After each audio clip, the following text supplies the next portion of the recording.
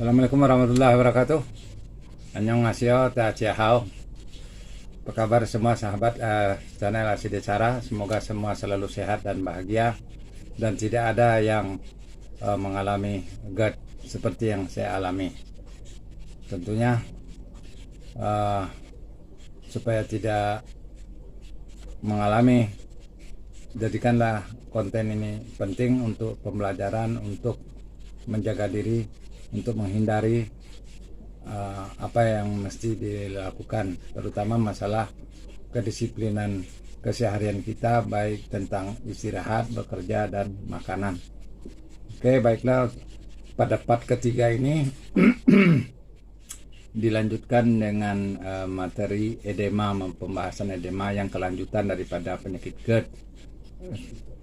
Edema ini merupakan efek samping obat yang diminum untuk menyembuhkan GERD, dan obat-obatan yang digunakan dalam menyembuhkan GERD baik di rumah sakit, dokter penyakit dalam, hampir mirip semuanya, sama. Jadi itu lagi obatnya.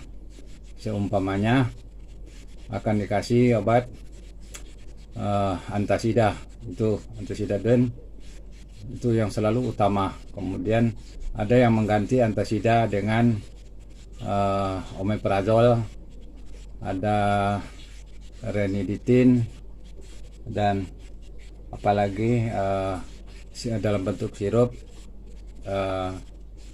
itu apa namanya, saya kemarin lupa, semacam Impepsa begitu obat sirupnya itu.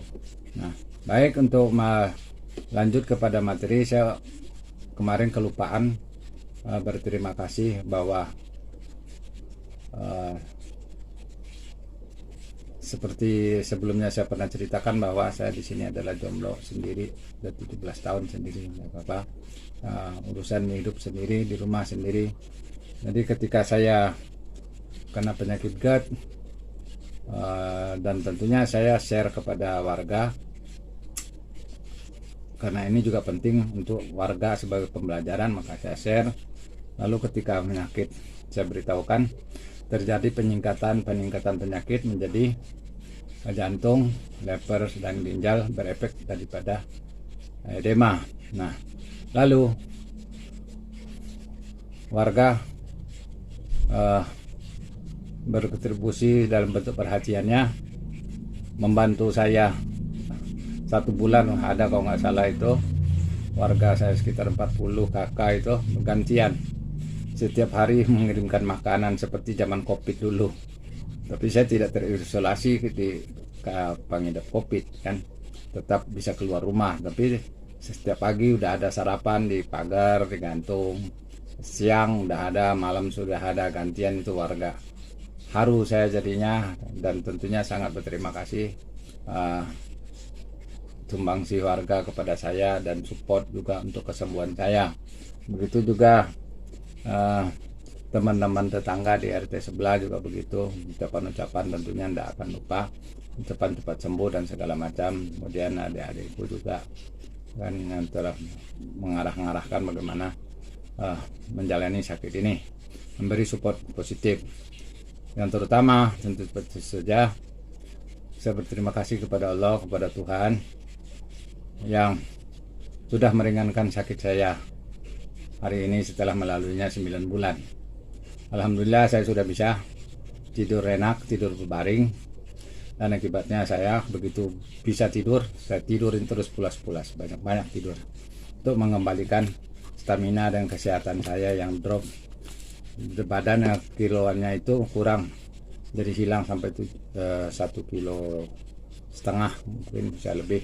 Jadi turun berat badan. Jadi itu harus dikembalikan kepada berat ideal, karena saya tinggi 72, harusnya berat badan 72, sekarang masih 65 kan gitu. Oke. 4 menit udah separuh, cepat betul. Baik, saya tidak mempercepat durasi bicara di sini supaya lebih jelas, biarkan waktu berlalu di situ. Edema merupakan, ada di setiap obat, di kemasan itu ada tertulis biasanya efek samping sebuah obat. banyak sekali masing-masing obat itu efek sampingnya. Salah satunya menjadi sorotannya adalah apa yang kena di saya. Mungkin orang lain tidak kena edema. Di lingkungan saya di sini yang kena penyakit GERD itu ada sekitar 4 orang dan semuanya lama sembuhnya. Jadi berfluktuatif sampai hari ini juga. Saya tanya mereka berfluktuatif, tidak ada sembuh total belum, kan? Nah, artinya adalah bahwa ini harus ditinjau dua aspek, edema dan GERD-nya itu sendiri. Nah, edema, obat samping, efek samping dari edema ini, dari obat-obat yang diminum itu akan menyebabkan air, penumpukan air. Karena secara logika ternyata sederhananya, saya bukan dokter menjelaskan, silakan browsing sendiri di internet edema itu apa. Kalau nggak salah saya ada 5 macam edema. Nah, juga coba pelajari bedanya edema di paru-paru dengan pneumonia. Itu ada sedikit perbedaan, kan? Nah, oke. Nah, edema di saya kebetulan kata dokter, saya katakan konsultasi dengan dokter. Dokter mengatakan bahwa setiap obat yang sudah diproduksi diluncurkan ke pasar itu sudah diadakan sebuah penelitian, observasi dan segala macam sehingga layak jual. Kemungkinan terjadi efek samping itu sangat sedikit katanya. Oke dok, kalau begitu. Kalau sangat sedikit, faktanya saya yang kena efek sampingnya. Saya yakin efek samping karena pada dasarnya saya tidak berpotensi untuk kena edema. Nah, saya kena efek samping edema dok. Nah, dokter pun rata-rata tidak merespon banyak soal efek samping ini. Mungkin sepertinya dokter keberatan untuk mengaku salah. Tidak ada dokter mengatakan, oke, kalau kena edema kita ganti obat ya sama obat ini, itu tidak ada. Ya kayak gitu pola kerjanya. Oke, edema di sayanya itu pertama kena itu saya rasakan adalah dia bermulai. Nah, ini perlu garis bawahi lagi, edema itu belum tentu menyerang sama dari bawah dulu baru ke atas. Artinya kaki, bagian pinggang, bagian perut, kemudian dada, mungkin kepala. Tidak urutan, mungkin semua orang tidak urutan. Kenapa saya bilang mungkin? Karena saya tidak melakukan survei dan segala macam, hanya menurut pendapat saya, logika saya. Pasti berbeda-beda karena banyak juga teman-teman yang kena GERD nggak kena edema. Kalau kena edema mungkin dia tidak tahu dia kena edema. Artinya pada tempat-tempat yang tidak bisa divisual dilihat, contohnya di bagian dada, di bagian perut dalam. Ini kalau edema nggak bisa dilihat, tapi bisa dirasakan, bisa dilihat tanda-tandanya. Di saya edema itu bermulai dari kaki. Tangan tidak pernah kena edema, enggak. Kaki. Jadi di kaki itu bengkak. Bengkak itu sama dengan bengkaknya orang sakit jantung.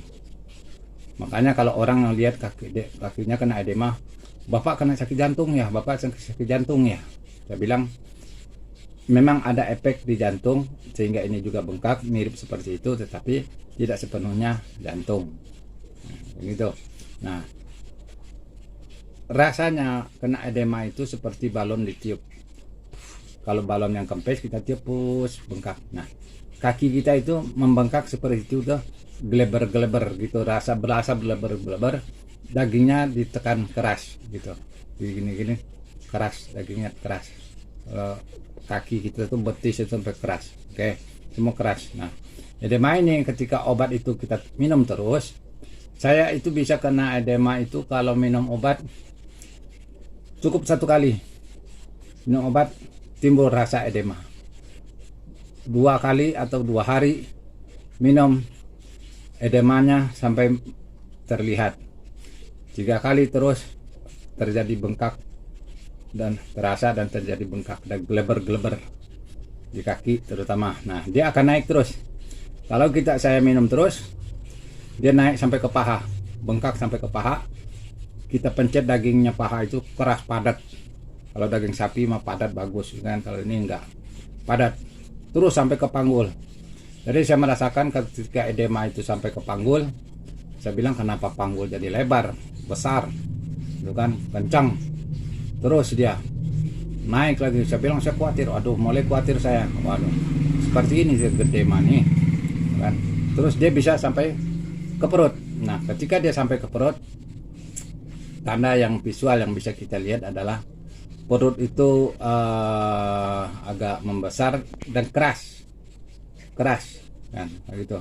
Kalau kita pakai celana membungkuk, pasang celana itu susah karena terganjal perut yang keras. Harusnya perut itu elastis, walaupun buncit elastis, tapi ini enggak keras. Nah keras itu ketika sampai di perut, dia kalau edemanya lumayan banyak, itu kalau kita naik motor kena tanggul di jalan itu, bledar itu terasa sakit. Kenapa? Seperti ada bawa bayi, kita bawa bayi itu kena bledes gitu, perut kita itu seperti ngegoncang kayak gitu, jadi sakit ya, terasa sakit, nggak enak bener. Nah kemudian edema akan naik terus kalau kita minum terus, dia naik terus sampai ke perut itu, ke ususnya nanti akan menyempit karena terjadi penebalan dinding usus. Di situ terjadilah penyempitan ruang, maka nasi yang tadinya bisa setengah piring jadi seperempat piring, tak bisa banyak. Kenapa? Elastisitasnya itu berkurang karena edema, dan terus dia akan naik ke atas tanpa disadari sampai dia ke onderdil bagian tengah ini, jantung, leper, limpa, terjadi pembengkakan. Nah di situ. Nah perlu digarisbawahi di sini. Saya mencontohkan ini adalah paru-paru ya. Biasa dalam konteks paru-paru, penyakit itu adalah pneumonia. Pneumonia itu adalah masuknya cairan ke dalam saluran dalam paru-paru, masuk ke dalam, bisa air, bisa nasi satu biji ketika kita makan kesedak umpamanya, masuk ke dalam situ. Terus mungkin karena uap dingin cuaca dan segala macam, mungkin pernah berenang, pernah tenggelam segala macam, masuk air di sini, tergenang. Bisa ada yang sampai setengah dari volume paru-parunya tergenang air, itu harus disedot, ya kan. Nah kalau untuk yang sederhananya itu untuk batuk-batuk tertentu, dahak-dahak itu ya adanya di bawah sekali. Tapi ketika kita batuk atau pernapasan tertentu, itu kan bisa dirasakan bahwa ada sesuatu di dasar paru-paru. Ini bedanya.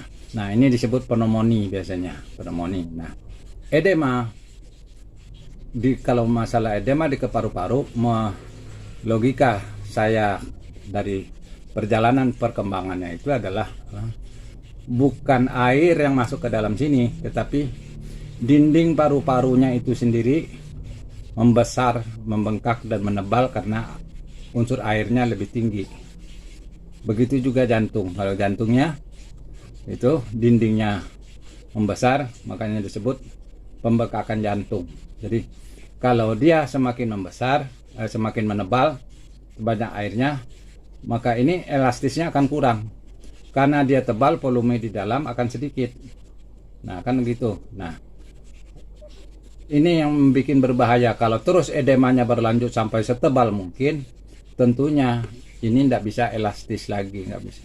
Jantung tidak bisa elastis lagi, paru-paru nggak bisa elastis karena terlalu tebal. Timbullah sesak, penderitaan dan segala macam di sini. Bisa gagal napas, gagal jantung, apa istilahnya seperti itu. Menurut ini logika saya, mudah-mudahan ini sebagai masukan kepada dokter masalah logika. Sini seperti itu. Nah itu sebabnya ini harus cepat diatasi edema yang sampai ke jantung, paru-paru dan leper. Nah ketika edema sampai di jantung, saya dijelaskan sama dokter penyakit dalam itu, leper ada di sampingnya, kurang lebih seperti itu. Karena dia membesar, leper ini kan dorong lepernya, dan lepernya itu sendiri juga akan terjadi pembengkakan karena campuran kandungan unsur air di dagingnya itu. Nah terjadilah penggeseran di sini, dan terus ke limpa di sebelahnya akan juga begitu kegeseran. Semua saling mengganggu, jantung, leper, limpa, Dan di bawah yang sudah dilalui ginjal juga begitu, dia akan terjadi pembengkakan semua. Nah, pembengkakan ini yang tanpa kendali, tanpa dimengerti oleh orang tertentu, mungkin dokter tertentu pun tidak mengerti itu. Ini yang menyebabkan kematian pada dasarnya, gagal jantung. Coba kalau tidak mengerti, diponis leper. Leper kategorinya kan banyak penyakitnya, leper rusak, segala macam, ya kan? Lalu obat-obatan leper, padahal obat-obatannya bukan obat-obatan leper sesungguhnya. Apa obatnya? Buang aja airnya, air di dalam badan kita turunkan. Nah, sekian bulan, mungkin 6 bulan saya berlanjut akrab dengan edema ini tanpa solusi dari dokternya, dan jalan bareng penyakit itu dengan GERD.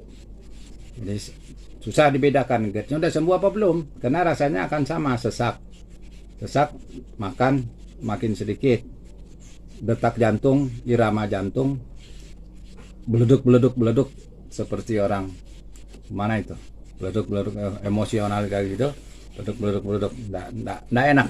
Karena sejatinya jantung itu, kalau seperti sekarang saya, jantung itu hampir nggak terasa dia bekerja, tapi jantung itu begitu. Tapi ketika dia terjadi penonjolan sampai terasa keluar beleduk, itu masalah.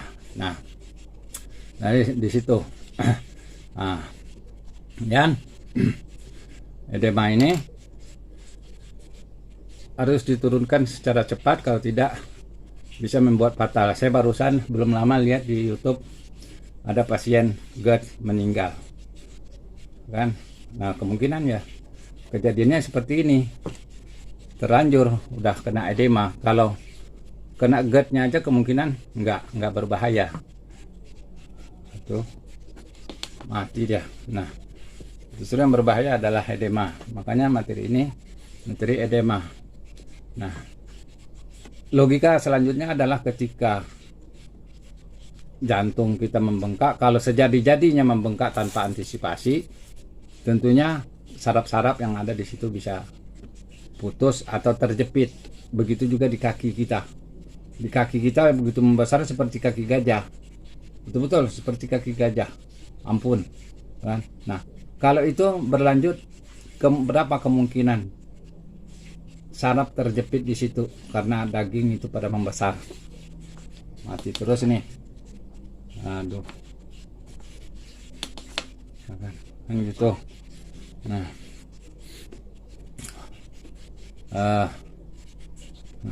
di situ, maka ini lampunya mati terus, mungkin panas lagi lampunya. Harus diturunkan. Menurunkannya itu solusinya terakhir saya dikasih yang mujarab oleh dokter. Pertama adalah minum sehari tidak boleh lebih dari 1 liter, paling 750 ml. Itu solusi yang mujarab. Diikutin oleh minum furosemid. Furosemid itu jenis obatnya, mereknya macam-macam, kan gitu. Mereknya terserah, pilih sendiri sesuai dengan kantung. Furosemid. Nah, furosemid. Nah, obat ini harus minum sepasang, nggak boleh minum sebelah. Yang sepasangnya itu pasangannya apa? Kalium namanya. Saya lihat mereknya itu KSR, kalium. Kalium itu untuk mencegah kekeringan daripada ginjal, karena air ini begitu dikeluarkan terus melalui urin, ginjal dikhawatirkan akan kering dan segala macam. Nah, makanya minum dengan kalium. Kalium buat mengatasi, mencegah efek samping daripada furosemid ini. Nah, hasil furosemid mujarab, saya kadang minumnya sering malam hari karena saya nggak kemana-mana. Kalau saya minum pagi hari, saya lagi berkegiatan, nanti pengen kencing, bikin repot, saya minum malam hari aja. Dokter ada yang kasih resep untuk siang hari, saya minum malam hari. Udah nggak apa-apa, terganggu tidur sebentar-bentar kencing, nggak apa-apa kencing. Nah, itu bagus. Nah, jika ini dilakukan dengan tertib, jaga minum jangan sampai lebih 24 jam, itu jangan lebih dari 1 liter. Usahakan 750 liter. Betul-betul kekurangan minum, aus, tidak apa-apa, jalanin, maka air itu cepat kurangnya dan akan kempes. kempes terus. Nah, di saya ketika sudah 90% teratasi, sisa 10%, saya stop dulu, istirahatkan dulu badan itu, pengempesan pengurangan airnya itu, saya lihat efek-efek apa yang terjadi setelahnya. Karena saya juga khawatir ginjal saya nanti rusak, kan gitu. Nah, ini lampu mati terus ini.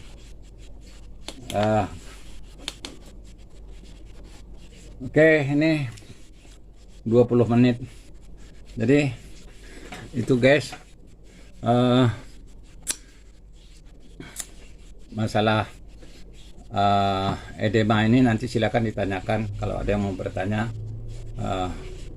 masalah edema gitu di kolom komentar. Ini lampunya bermasalah, udah nggak kuat panas ini ring lightnya ini. Jadi cukup segitu. Nanti yang keempatnya mungkin masalah digabung nanti jantung, lever, dan efek samping melengkapi konten yang ini, melengkapinya dengan ginjal itu tadi. Oke guys, semoga sehat selalu, salam bahagia, annyeonghaseyo, tachihao.